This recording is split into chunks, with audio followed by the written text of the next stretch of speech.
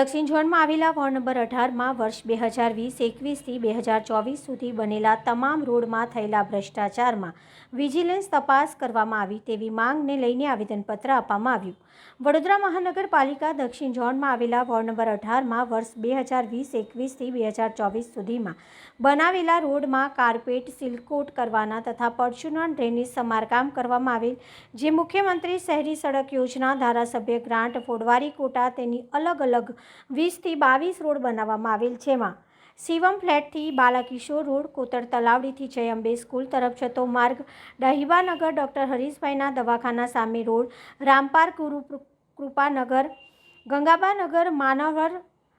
ધર્મ આશ્રમ પાસે અમીન પાર્ક, આત્મીય ધામથી my apple school, Shivdarshan society, Mathur park, Satloknagar વગેરે તથા એક જ વર્ષમાં એકસાથે પરચુરણ દુરુસ્તીના કામ કરાવેલ છે, જેમાં થયેલા કામ અને બિલમાં વિવિધ વિસંગતતા દેખાઈ આવે છે. ખોટા માફો દર્શાવી કોન્ટ્રાક્ટરને ફાયદો કરાવી આપેલ છે. આ બાબતે કાર્યપાલક ઇજનેર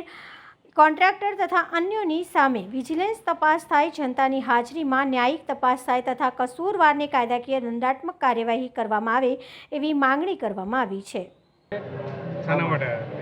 અત્યારે અમે મ્યુનિસિપલ કમિશનરશ્રીને એક આવેદન આપવા આવ્યા છીએ અને જેમાં અમે વિજિલન્સની માગણી કરેલી છે કે દક્ષિણ ઝોનમાં વોર્ડ 18ની અંદર 2020-21માં રોડના કામો થયેલા છે અને એ રોડના કામોમાં અમે